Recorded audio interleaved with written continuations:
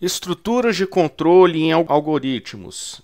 Vamos também entender a aplicação das estruturas lógicas através dos operadores lógicos e das condicionais dentro de um algoritmo.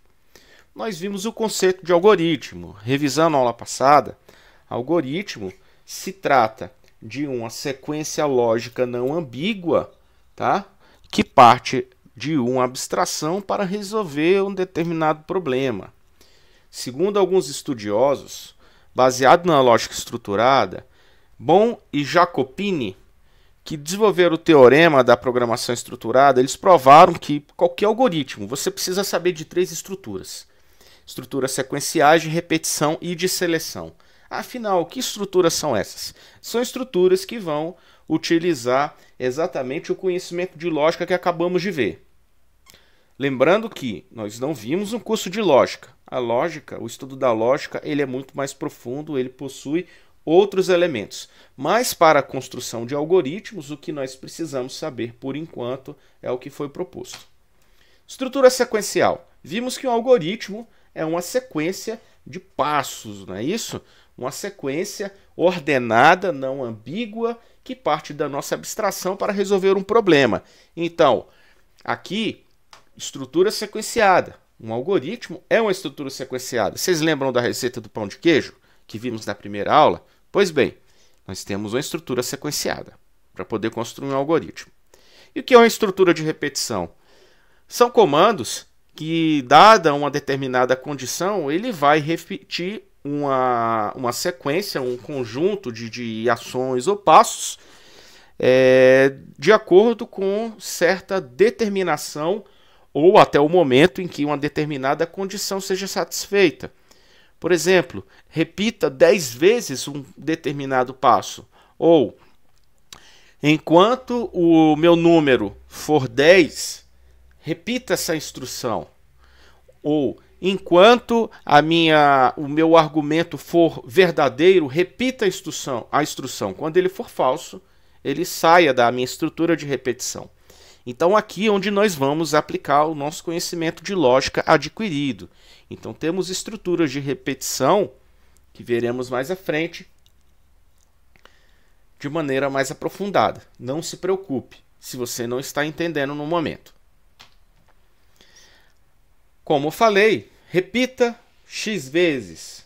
Temos também uma estrutura chamada para, que no inglês ela é conhecida como for, para um determinado valor, até que se faça até que dada condição esteja satisfeita, repita a instrução.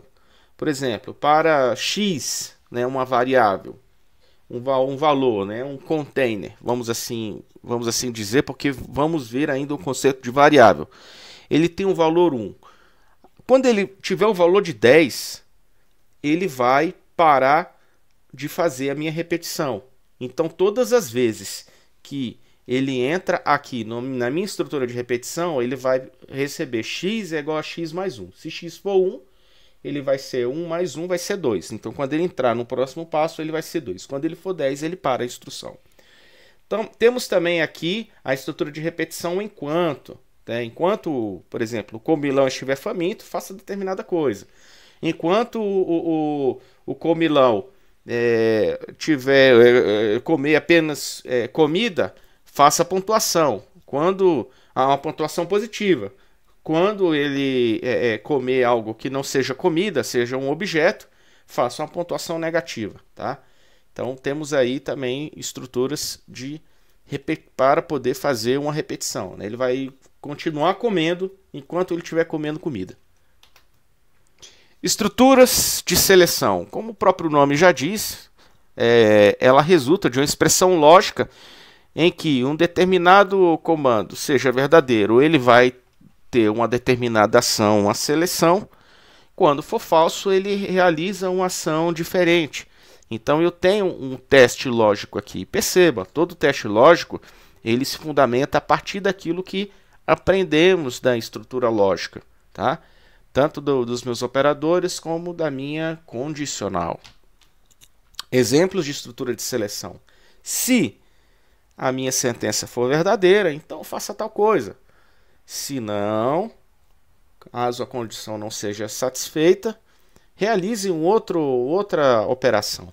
Por exemplo, se o comilão comeu comida, então pontue positivamente.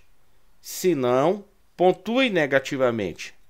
E assim ele fica realizando esses testes. No caso da estrutura do meu comilão, para poder fazer, eu tive que colocá-lo dentro de uma estrutura de repetição. Sempre que ocorra o toque do comilão com a bandeja, com comida ou sem comida, aí ele entra no teste do se. Se for comida, pontua. Se não, pontua negativo. Tá? O primeiro pontua positivo e o segundo pontua negativo. E o se em inglês chamamos de if, né? Temos o chamado em inglês, a seleção se é if e else. Já a minha outra estrutura, a escolha, temos uma determinada expressão de seleção e, caso satisfaça uma determinada condição, ele faça algo. Caso satisfaça uma outra condição, ele faça outra coisa. E caso seja nenhum dos casos acima, ele pode executar uma sequência de comandos extra. Em inglês, nós chamamos esse aqui de case, tá? Nossa estrutura case, em linguagem de programação, isso é muito utilizado também. E, para isso, desejo uma boa sorte e vamos ver um pouco na prática estas estruturas de repetição, seleção e sequenciais.